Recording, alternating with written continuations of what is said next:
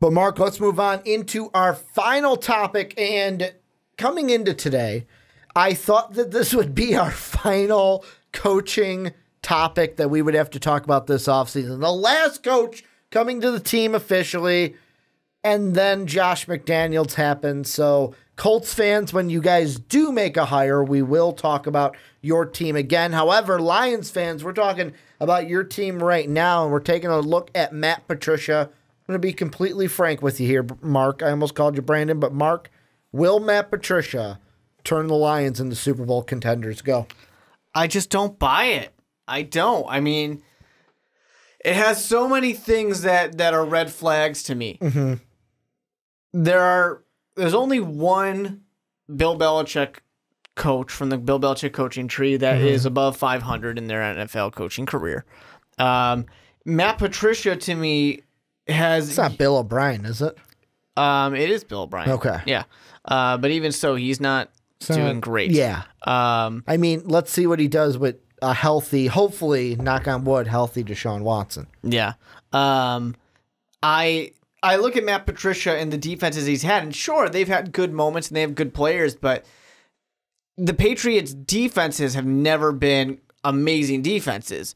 The benefit that they have is that teams are constantly playing from behind and trying to catch up. When you play from behind, you're more likely to make mistakes. That's why that's not the only reason, but that's part of the reason why they're able to play in a way where they take advantage of turnovers and they create turnovers.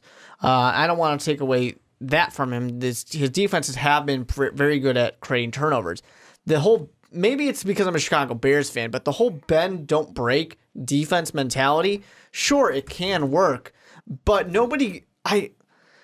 very few coaches, I don't want to say nobody, really are going to go out there and say, I really want a defense that's going to give up a shit ton of yards. Nobody wants to do that. You do that because, well, we can't stop them from throwing the ball all over us, but we can at least stop them from scoring. It's not your plan A. It becomes what you have to do. Not for every single coach. Don't yell at me, fans of the Tampa 2, but it's realistically not your ideal situation. And not even to mention the fact that, like I said, the Patriots defenses haven't been that amazing, but you dared me to say it on the podcast, and Ricky, I will go ahead and say it. Go ahead. Whenever the Patriots lose, whether it's a Super Bowl, like just happened, whether it's a season not going as planned, and they only get to, the conference championship instead of the Super Bowl because it's the Patriots. Everybody always blames it on, not Tom Brady, the defense. They always say, well, Tom Brady did his job, but the defense let him down. So if the defense is constantly letting you down, why do you want to hire the defensive coordinator? Sure, maybe he can get you into the playoffs, but he's going to let you down. I don't know why you want that. Maybe I'm, being a little flippant here. But I just look at it and I say, there's just a lot of red flags that I don't really buy it, and I've never understood the hype behind Patricia. Hell, I didn't understand the hype behind McDaniels, but I at least was willing to give him another shot. I am willing to give Matt Patricia a chance because I think he deserves it. I mean, he's been the defense coordinator in the Patriots organization he's been there since 2004, but he's been the defense coordinator for about 5 years now, I think. True. So he deserves his chance to go see what he can do. I just don't know if I'm willing to bite yet. So he's only been the defensive coordinator since 2012. So here's how it all lines up. 2004, he was an offensive assistant. That was the year they won the Super Bowl over the Eagles, Donovan McNabb, and T.O. Style. Then the 07 Super Bowl, or the 08 Super Bowl, that was when he was a linebackers coach. That was the David Tyree catch. Now, that was the one where I'm like, really, are we going to pin that on one coach? Are we going to pin a great play by David Tyree on one coach that's then set he was the also Giants up? What, a linebacker coach, you said? He wasn't defensive coordinator. Then the 2012 Super Bowl, that was his first year as defensive coordinator. So the second Lion loss, the win over the Falcons, and then this loss this past Sunday are the only Super Bowls that he has had since. Oh, and I forgot the win over the Seahawks. So 2-2 as a defensive coordinator with this team. And the thing I find most interesting is I'm looking at an article here on ESPN, and the headline is "Hiring Matt Patricia shows a change of how things will operate for the Detroit Lions." And the thing in there that I find interesting is they are talking about Bob Quinn, who's the general manager with the Lions. And in a sit-down interview with ESPN before the 2016 season, he said this. So before, not this past season, but the year before. So before they won the Super Bowl against the Falcons that season, he said, "It's simple. It's trying to be Bill. I'm not going to try to be Bill because I can't. People that have left before maybe tried to be him, tried to act like him, even though their personality might not be exactly like this. So you have to be your own man and being your own way to communicate with people, communicate with the team, communicate with staff. So to try to be Bill Belichick is impossible. I knew when I was coming here that I couldn't do that. I needed to be my own person." Of course, he's talking about himself coming over to be the general manager of the Lions, but that really sets in here as well. Like if Matt Patricia tries to be Bill Belichick light of the Detroit Lions, it's not going to happen. He's not Bill Belichick. He needs to maybe, hey, I'm going to take some things that I learned from Bill, but I'm going to be my own guy. Like I kind of asked Sean on Sunday, like, oh, when he becomes the coach of the Lions, are we going to get the same kind of interviews that we see like Bill Belichick getting? And Sean even said, he goes, no, he'll probably be a little bit more personable and funny than Bill Belichick because he's not Bill Belichick. So really, like, if Matt Patricia wants to make them Super Bowl contenders, wants to have success in Detroit, he's just got to get the notion of being like Bill off the table and away from him as far as possible. The thing to make some of the Lions fans happy here who already called us haters, they've got great pieces on defense to work with. You know, Patricia can really take advantage of what they have. At the same time, there's not much he has to do for the defense. I'm sorry, for the offense here, because their offense is pretty set. You know, this is a team that is in a good situation right now. They weren't that far from being able to make a run at the playoffs. And that's kind of the common spot for the Detroit Lions to be in, is not far from the playoffs, but not in the playoffs. So, you know, there's a lot of good things to work with. You're always going to be happy to have a quarterback like Matthew Stafford. I mean, you know, obviously you're going to have a benefit of a guy like Tom Brady in your corner. Well, Matthew Stafford is not that far behind of caliber quarterback. So there is something here as a team.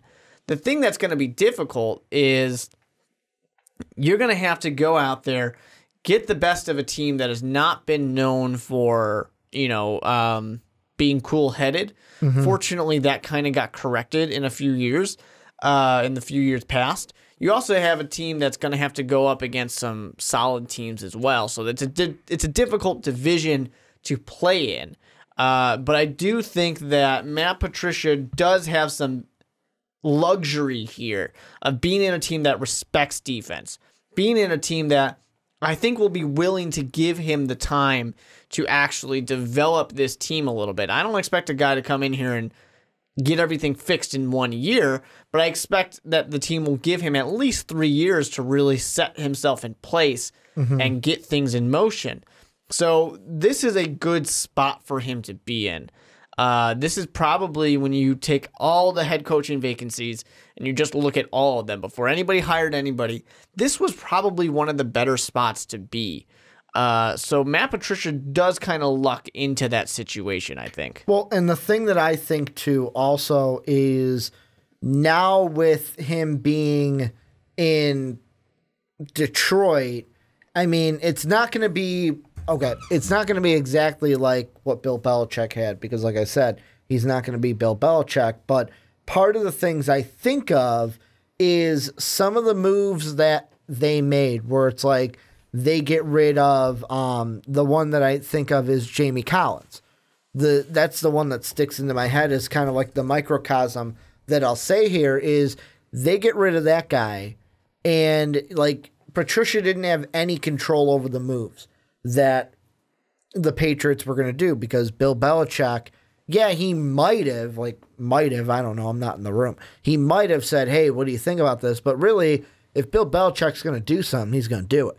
Like, that's just how he is. And with Jamie Collins, it was, I'm going to move you, and he moved him to Cleveland to make a point. Like, if you're Matt Patricia, you don't have control over that. Now that you're the head coach of the Lions, although it's not a Bill Belichick thing where you're the head coach and the GM, where there's Bob Quinn as the GM, then there's Matt Patricia as the head coach, I would assume that Quinn would have a good relationship with Patricia since Patricia's been the guy that he's wanted all along, and he's been the top guy that Quinn wanted forever, even when they first interviewed him.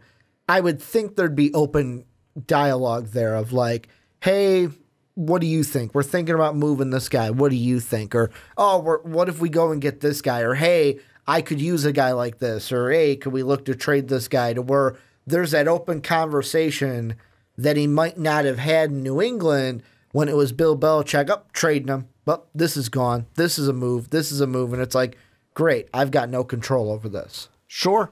That could be a good thing or a bad thing. I mean, it could be good for him because now he has some say. Mm-hmm. We'll have to see how much say. But at the same time, it could be bad in the sense of, well, he's never had any experience really doing it because Bill never let him in the room. Mm-hmm. You know, he never let him be a part of the conversation. That's just one of those things where we'll wait and see for that. It's going to be interesting here to see what happens, to see if he can be better than many of the Bill Belichick coaches of past, and see what happens with that. So I'm going to have to wait and see on it. I've never been a huge biter on Matt Patricia and what that can mean for any NFL team, not just the Lions. But like I said, we're going to have to wait and see. I just think it's very interesting how people love to complain about Patriots defenses and how Tom Brady drags teams to the Super Bowl. Yeah, but people love Matt Patricia. Let me throw this out, and this is the one of recent. Now go back. Jamie Collins is a trade option that you can use for this, but I had to look up for Brandon Browner because he was a guy played in that Super Bowl against the Seahawks, the one with the Malcolm Butler interception. Yep. He hit free agency, and the Patriots, basically Bill Belichick, because he's the GM, said, we're not going to pick up your $2 million roster bonus that was due to you. It made him able to sign with any team. He goes to the Saints. So is it one of those things where you're looking at it and it's like, hey, you know what? The reason why the Patriot defense, what it wasn't Matt Patricia's fault. It was Bill Belichick's fault because of the moves and because of some of the moves that he made around the defense. I will say one of the good ones that he did was bringing in a Van Noy from Detroit. Like, there has been both ways, but like Browner, Collins, you look at other moves that they've made, Patricia wasn't making those moves. It was Bill Belichick. Sure.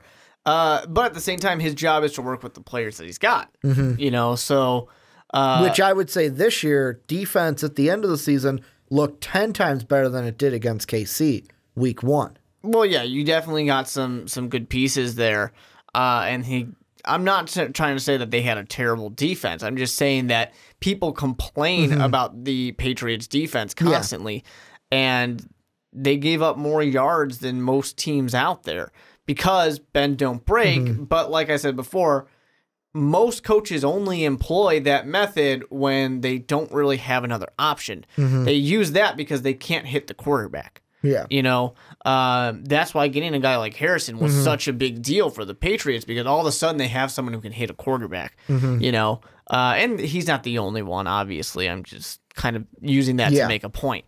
But I'm just going to have to file this one again as a, well, all right, we'll see what happens with this. I'm not sold.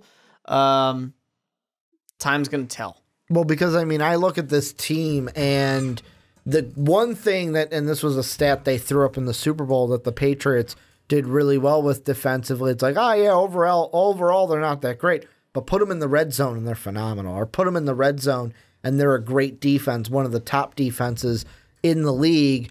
The thing I'm looking at now is you had those numbers and the guys that you were playing the majority of the time, you played this year Jay Cutler and Ryan Tannehill when he was healthy, Tyrod Taylor twice a year, and then whoever the Jets decide to throw out there. Now you're going to get a young Mitch Trubisky twice a year, which, yeah, is he going to be Tom Brady? No, but he's still hopefully going to be good for the Bears. You now get Aaron Rodgers twice a year, and then really the only question mark is the Vikings, because are they going to have Case Keenum out there? Is Teddy going to be the guy? Do they sign a Kirk Cousins? That's the only difference, but that's the flip side of that's more of a defensive battle because of how good the Viking defense is compared to the quarterback you're seeing. Yeah, and that's a very, very much an NFC North kind of thing. Mm-hmm. So that's something that Lions fans can accept, and they can accept the, hard-hitting defensive battles. So not bad in that case. Any final thoughts on Matt Patricia before we end up shop here?